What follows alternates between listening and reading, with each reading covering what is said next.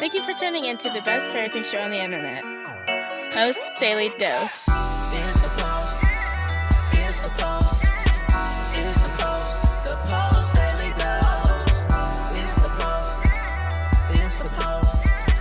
It's the Post. The Post Daily Dose. It's the Post. It's the Post. Good evening, Facebook family, coming to you with an early edition of Post Daily Dose. With me, your trusted parenting advisor, faithful guide and servant on the healing journey. What's my name? Big Papa Brian+Post. Hope everyone's having a fantastic day. Today is my mother's birthday. Happy birthday, Mama. I think I've sang it to her twice today. So we're doing an early edition because I'm going to take the fine lady out for dinner this evening. And so I wanted to hop on here real quick, and I am going to answer another question that came in and see if I can't help give Terry and her husband a little Big Papa feedback. So just to read the question for you guys, and I haven't read it all in detail, so I'm going to read it along with you. Hey, I have a question. I'm not certain I am even allowed to message you a question, so feel free to disregard it. Absolutely not. You are absolutely allowed to message Big Papa anytime you have a need. Sometimes I'm a little delayed in responding to some of these questions for Post Daily Dose. However, you can always join us at the newparentingrevolution.com. Then you have access to Big Papa and a lot of other loving, mindful, understanding, and awake parents. We are in the process of adopting a 3-year-old out of the foster care system. 3 years old in foster care. What do we know about that, Posties? We know that he has already experienced trauma.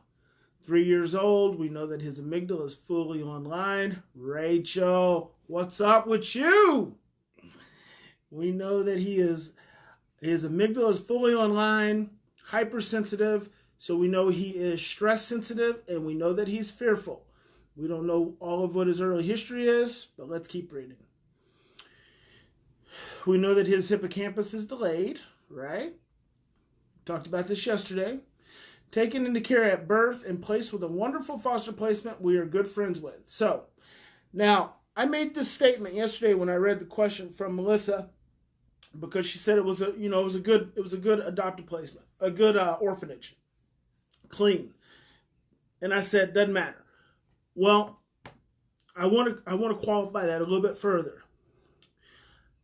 I feel like what happens is as soon as you say a 3-year-old taken out of foster, we're adopting a 3-year-old out of the foster care system, taken into care at birth, as soon as you say placed with a wonderful foster placement, you are in some ways discounting the in utero process and the fact that this child has been in a placement that is not a permanent placement for the last 3 years. That's very important. It could be a wonderful foster placement. And let me tell you something.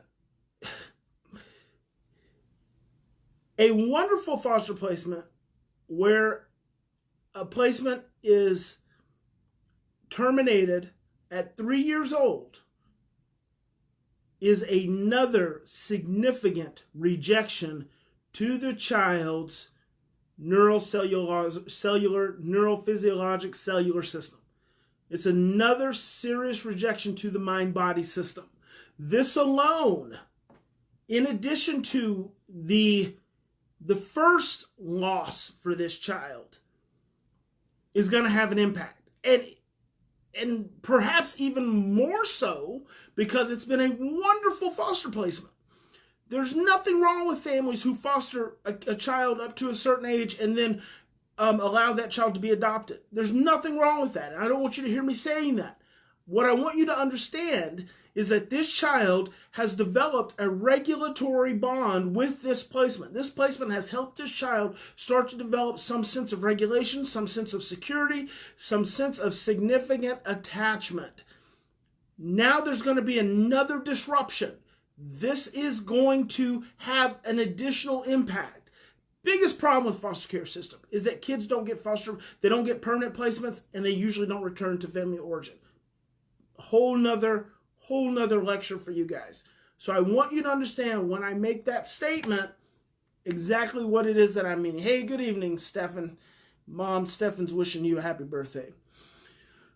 Rachel says, what's the best approach to helping a kid who is a sore loser when it comes to friends and sports? They're just sensitive. Hey, Brenda, they're just sensitive, Rachel. You just have to understand that being a sore loser comes from a deep place of insecurity and not okayness. And so being a sore loser really means I'm not okay with myself. I lost. I'm not okay. I'm not good. You're probably not going to love me anymore. And I'm probably not even going to have a family anymore. I'm not even worthy. So think about that when you start thinking about a kid being a sore loser. How deep that well runs. It runs deep. So meet the needs of the baby in that moment. Don't worry about the sore loser. Help the child regulate, feel okay, develop that sense of security and certainty in their life. They'll eventually be okay. They're just young. They're young, they're very sensitive, and they drop into a very scary, sad place. Okay, so we did respite care for him throughout his life, and he's been with us full-time for 3 months. That's fantastic. This has been impressively challenging. Of course it has been. So you're talking about a 3-year-old who, so he's been in placement a little after 27 months. He's been with you guys since he was 27 months old, a little after 2 years old. The hippocampus still hasn't come online in the most normal development. So we've got probably a level of diminished oxytocin response. We've got the attachment insecurity, the attachment bond insecurity. So we've got the sensitivity to stress. We've got the fearfulness.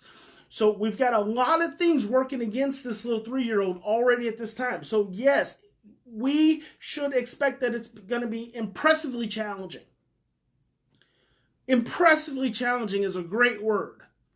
He seems to be incredibly manipulative and very naughty, but he's 3.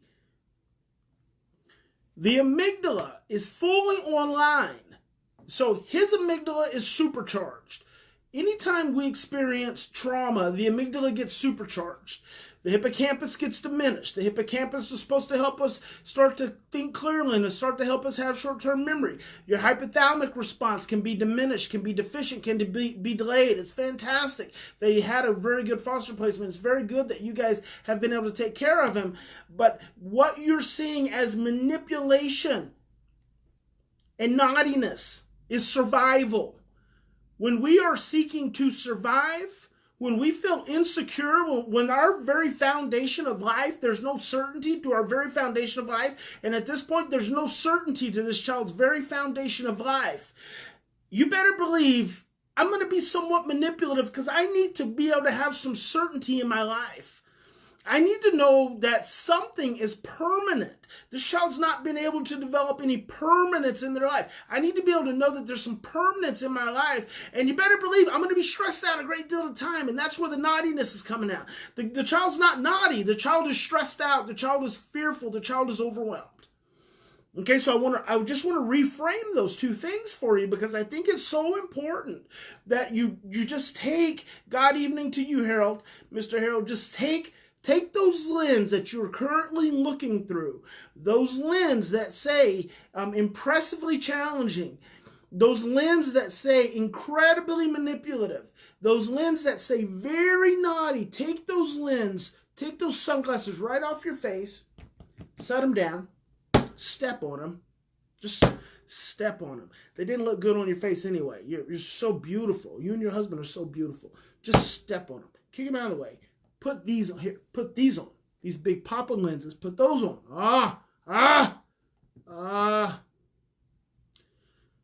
Those are like Ray-Bans. They're light. They're clean. Fresh. Now you look fresh. Now look through those lenses. Ooh. Now we see a 12-month-old. Now we see a scared infant. We don't even see a 3-year-old anymore. We see a scared infant. And we see a sad infant. And what we once looked at as incredibly manipulative, we are now looking at as terrified. As terrified and confused. What we were just a moment ago looking at as very naughty, we are now looking at as very stressed out and just not able to feel safe. Just not feeling loved. That's what we're looking at now. So now what we have is we have a vessel. We have a vessel of fear that we have got to pour love into. We're going to pour love right into it. And as we pour love right into it, all the way down to the bottom, that fear is going to start to run out. So it'll start to run out onto the dry earth and go away. That's what we're looking at now. We got these big Papa Ray-Bans on. All right, so I get that, but there seems to be very little we can do to provide consequences that are at all effective.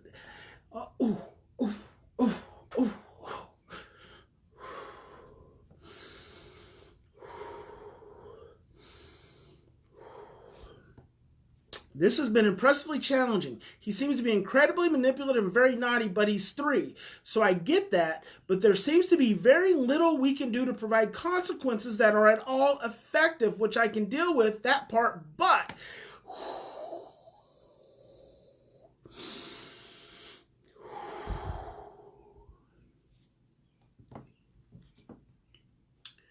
A 3-year-old, in the best of circumstances, can't learn from consequences. Their brain's not developed yet.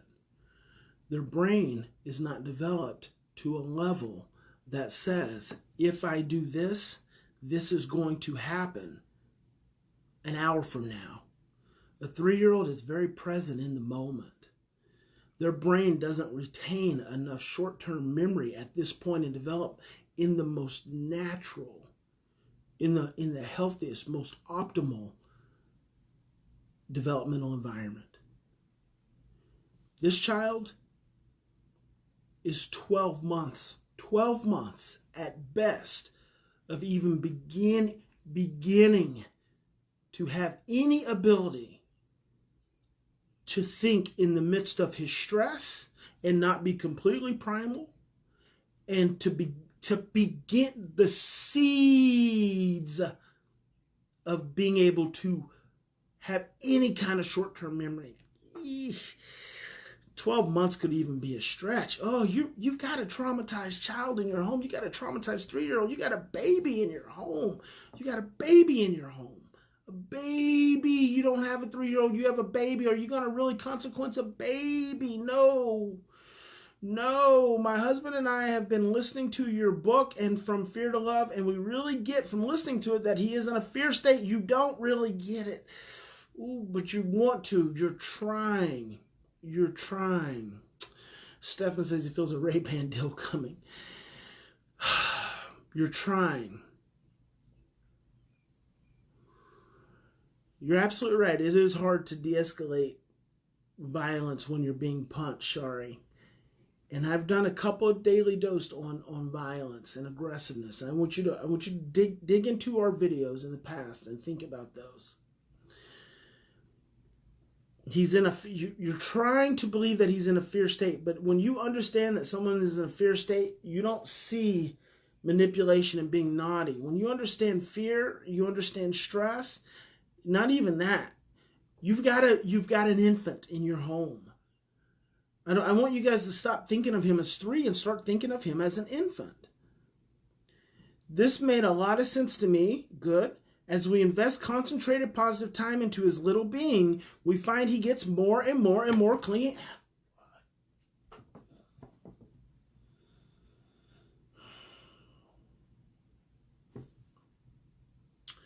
As we invest concentrated positive time into his little being, we find he gets more and more and more clingy and controlling. Oh, God.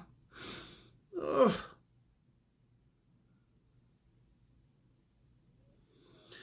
Why wouldn't an infant get clingy and controlling? The only time we're controlling is when we're scared and stressed. Tiffany Fields did a research with infants. She hooked these 2 infants up to brain monitors. The brain monitors looked exactly the same when the healthy parent got up and walked away from her baby in comparison to when the stressed and depressed parent walked towards her baby. The brain monitors looked exactly the same when the healthy parent got up and walked away from her baby. Natural brain chemistry, natural brain reaction to an infant losing their significant figure, even in the moment, is stress. That's natural. Imagine if the infant feels that every time the parent walks towards them. So when you say the more and more you invest positive time in your little one, he becomes more clean, controlled. Jesus, sweet Jesus, he just lost. First of all, he lost his biological mother. He's been in a home for over 2 years. Now he's lost that home. Now he's in a new home. Should he not be a little bit clingy? And would you not be a controlling mofo if you now had you identified some person expressed some love and some happiness, some pleasantness in seeing you, and they want to be with you, and all of a sudden they get up to leave? Would you not get a little bit controlling about that? Oh my goodness.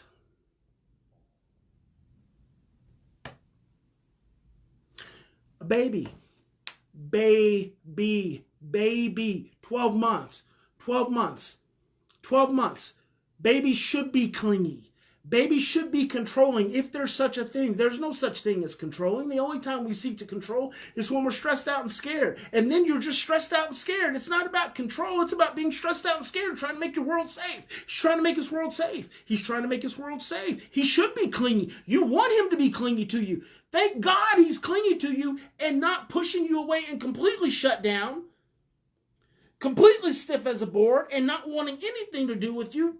Because he's had some love and affection and consistency in his life, he is open to regulation. He's open to relationship. He hasn't been deeply wounded by being abused and maltreated. So you've got a baby with a brain that's ready, it's hungry. Of course he's going to hold on to you. He shouldn't freaking leave your side for the next 2 years.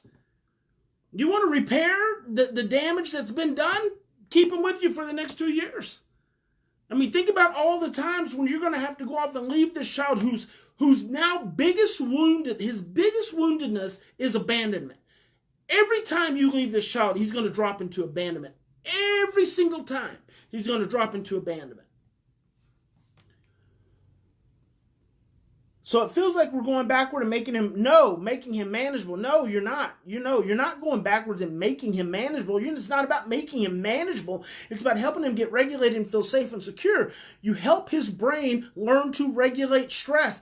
He's traumatized. He is grieving. He's sad. Give it time. Give it time. Give it time. Does that get better? Of course, when he starts to feel more secure. And you guys got a lot of work to do.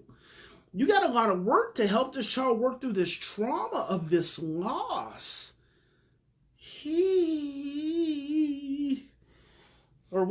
not missing anything. You're not missing anything. We need to be able to spend time with our other kids too. Oh God, goodness gracious, yes. We need to be able to spend time with our other kids too, helping them with their homework or whatever it may be. This, however, makes our newest miserable, which quickly amplifies into ridiculousness. We try to reassure him that we love him so much and we need to help whomever with their homework, and we'll be available in a short while. You got a baby. What would you do with an infant? That's the framework I want you to see. Is you have an infant, you have a stressed out infant, you have a fearful infant. You'd probably put that infant on your lap while you're doing homework with your other children, and you'd give them some crayons so they could be doing some coloring, or you would feed them a little bottle before you got to do some homework, and you would get them busy doing something, but you'd have them right next to you because you're the significant regulatory figure. This child doesn't feel safe without you. They don't feel safe without you. They don't feel safe without you. Hey there, Wilma. They don't feel safe without you. It's very important to know that. They don't feel safe without you. His ridiculousness seems regardless of whether or not we've just read. No, it doesn't matter. It's not about the books. It's not about how much time you're spending. It's not about, it's not about how much time you're spending. So, I wrote another book called Oxytocin Parenting. It was an ebook. Might be on eBay. I'm not sure. I can't remember. Oxytocin Parenting. I wrote another book called or was that the one I wrote with Susan Kachinskas? Oxytocin Parenting, I think, is the one I wrote with Susan Kachinskas. You guys need to read that. Look on Amazon. Type in Oxytocin Parenting. I'm not there right now. You're so close and then so far away. See an infant. See an infant. See an infant. See an infant. It's going to take him time. He's got a lot of trauma. He's grieving. There's a lot he's got to try to. There's a lot of making up that has to take care of this. That has to go into this baby. And stop don't put him on a time frame. You can't put grief on a time frame. You can't put his healing on a time frame. And don't take it personally. You're not doing anything wrong. You're gonna have to figure out how to spend time with this child and your other children at the same time, because he's going to feel threatened by anything that's going to take you away from him. Is going to make him feel threatened because he's traumatized at loss. He's got significant loss in his life. And I'm going to leave it at that. These questions have gone way longer than I'm killing the greatest 10-minute parenting show on the planet. I'm just destroying it. I'm turning it into the 20 and 30-minute greatest parenting show on the planet. I hope that helps. I really want you to listen to this a few times, slow down. It's all going to be okay. Listen to what I'm telling you. It won't take long if you can just see. That's what you got to be able to do. You got to be able to see what it is that I'm telling you. You got a lot of parenting matrix stuff. You got a lot of wool pulled over your eyes about why children do what they do. You got to remove that wool. Okay, you got to take those lenses off, step on them, put on these lenses, these love-based lenses that I'm talking about. Okay, put on these love-based lenses and try to quiet some of those other voices you got jumping off in your head. And I think it's gonna go a long ways. Good, Brian. I'm glad, Brian and Kendra. So that's it. Remember, in any given situation, listen to me. We always have two choices. We can continue to react from our imprints of stress and fear and overwhelm and classic traditional parenting. Like, we can continue to do that. And we can continue to get more stressed and more overwhelmed, and that's operating out of fear. We can stop, we can slow down, we can take some deep breaths, and we can say, what is this 3-year-old that's not really a 3-year-old? What is this 3-year-old needing? What is this 3-year-old needing that I'm not quite getting, that I'm not quite giving to him? The reason that this keeps showing up, and that's choosing love. That's choosing love. Calm our own stress down. NewParentingLoveolution.com. NewParentingLoveolution, LUTION.com. That's probably going to be where you're going to need to be. You're probably going to need some ongoing support. Read the book 3 times. Listen to this video 3 times. Light bulb's going to go off. Read the book. At least read the book twice. Listen to the audio at least once. And watch this video 3 times. Light bulb's going to go off. Boom. We're going to get you on the right track. Check back in with Big Papa in a couple of weeks. Let me know what's going on with you. And that's Terry. That was for you and your husband.